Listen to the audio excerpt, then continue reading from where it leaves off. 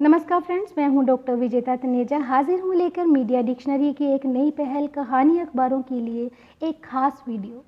इस खास वीडियो में हम सुनेंगे कहानी एक ऐसे अखबार की जिसको अपनी एग्जिस्टेंस के 100 साल पूरे करने का ये स्वर्णिम अवसर मिला है। उस अखबार का नाम लेने से पहले मैं उसी के लिए बिजनेस स्टैंडर्ड्स में रुद्रांशु मुखर्जी के लिखे गए एक लेख की कुछ लाइन्स रीड करना चाहूँगी। Legacies are difficult to create, easy to obliterate. Newspapers, usually read over the morning cup of tea, have short memories and are remembered even less by readers. Thus, the fact that Anand Bazar Patrika is 100-year-old is a significant, if overloaded, milestone in the world of Indian journalism and the culture of Bengal. So, दोस्तों मैं बात करने जा रही थी आनंद बाजार पत्रिका के बारे में, जो कि हमारे स्वतंत्रता के इतिहास से भी बहुत क्लोजली जुड़ा है। साल 2022 के इस वर्ष को हम लोग भारतीय स्वतंत्रता से जोड़कर इसलिए भी खास मान रहे हैं क्योंकि इसी साल हमारे देश को आज़ाद हुए 75 साल हो चुके हैं। लेकिन इन 75 वर्षों में जब भी कभी आज़ादी के संघर्ष को याद किया जाता है तो कभी भी आज़ादी के पूर्व छपने वाले अखबारों को भुलाया नहीं जा सकता। जिन समाचार पत्रों ने आज़ादी के संग्राम में अभूतपूर्व योगदान दिया उसी में से एक है आनंद बाजार पत्रिका। इस अखबार की शुरुआत सन 1877 में जैसोर में की गई थी, जो कि आज के समय बांग्लादेश में है।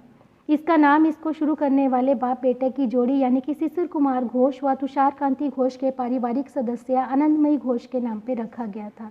हालांकि ये अखबार उस समय बहुत ज़्यादा सफल नहीं रहा और कहीं ना कहीं इसको बंद करना पड़ा, लेकिन इस कहानी में मोड़ तब आया जब 1922 में फिर से इस अखबार को शुरू करने के लिए एक प्रयास किया गया और ये प्रयास किया था सुरेश चंद्र मजूमदार व संपादक प्रफुल्ल कुमार ने, जिन्होंने कि इस अखबार को फिर से जीवंत किया और उन्हीं के उस प्रयास की बदौलत आज 2022 में भी ये अखबार बहुत अच्छे से बंगाल में चलाया जा रहा है।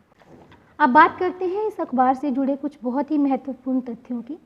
इस अखबार का पहला अंक होली के पावन त्यौहार पर 22 मार्च 1922 को लाल रंग की स्याही से प्रकाशित किया गया था। इसीलिए किसी ब्रिटिश पर्सन ने इसको खतरे की निशानी यानी कि डेंजर सिग्नल भी माना। इस अखबार पर लिखा वंदे मातरम भारत की आज़ादी के संघर्ष व नूतन भारत की रचना को लेकर सारे भारतीयों के मन में एक नई उम्मीद जगा गया। 1922 से लेकर 1947 तक इसके संपादकों को कई बार जेल भी जाना पड़ा और इसके प्रकाशन को लेकर एक बहुत ही अहम फैक्ट जो मैं आपसे शेयर करना चाहती हूँ ये है कि शुरुआत में इस अखबार को जब 1922 में पहली बार इसका अंक निकाला गया तो इसकी कीमत सिर्फ 2 पैसे थी, लेकिन पहले ही दिन इस अखबार की जो 1000 कॉपियाँ थी वो प्रकाशित भी की गई और लोगों को पढ़ने का भी मौका मिला। ये एक 6 पन्नों का इवनिंग यानी कि सायंकालीन अखबार था जो कि 1923 में कार्टून भी प्रकाशित कर रहा था। इस अखबार ने खबरों के लिए रॉयटर्स, एसोसिएटेड प्रेस व फ्री प्रेस ऑफ इंडिया के साथ भी 1923 में ही समझौते कर लिए थे। 1931 में ब्रिटिश सरकार ने एक नया ऑर्डिनेंस लाया, लेकिन उसके बाद इस अखबार को जो परेशानियों का सामना करना पड़ा, उसके बाद जब दोबारा इस अखबार को उठने का अवसर मिला तो ये पहले से भी काफ़ी ज़्यादा उभर कर सामने आया। सन 1934 में इस अखबार ने बिहार में भूकंप से मची तबाही को विभिन्न सजग चित्रों से काफ़ी अच्छे से प्रकाशित किया। सन 1936 में आनंद बाजार पत्रिका एकमात्र ऐसा अखबार था जिसने अपने पत्रकारी को बर्लिन भेजकर बर्लिन ओलंपिक्स को कवर किया था। सन 1941 में सुभाष चंद्र बोस की जादुई ढंग से भारत से निकलने की खबर हो या सन 1948 में महात्मा गांधी के कत्ल की कवरेज, अपनी महत्वपूर्ण कवरेज से ये अखबार 1954 में सबसे अधिक सर्कुलेट होने वाला प्रकाशन बना। अपने 100 सालों के स्वर्णिम इतिहास में इस अखबार ने बंगाली भाषा की बहुत सेवा की और बंगाली टाइप के लिए एक बहुत ही अच्छी इनोवेशन दी, जिससे कि बंगाली भाषा में प्रकाशन करना काफ़ी आसान हो गया। जहां प्रत्येक समाचार पत्र अपने अस्तित्व के लिए विज्ञापनों पर निर्भर करता है, वहीं 2 मौके ऐसे थे जब इस अखबार ने एक भी विज्ञापन प्रकाशित नहीं किया। पहला मौका था सन 1941 में, जबकि रविंद्रनाथ टैगोर जी इस दुनिया को अलविदा कह गए थे, और सन 1992 में जब सत्यजीत रे ने भी दुनिया को अलविदा कहा। आज के समय की बात करें तो इस अखबार के CEO हैं ध्रुव मुखर्जी और चीफ एडिटर हैं अतिदेव सरकार। अब बात करते हैं इस अखबार को मिल चुके अवार्ड्स की। तो स्नैप यानी कि specification for news print advertising production 2005 में यह अवार्ड इस अखबार को मिला था।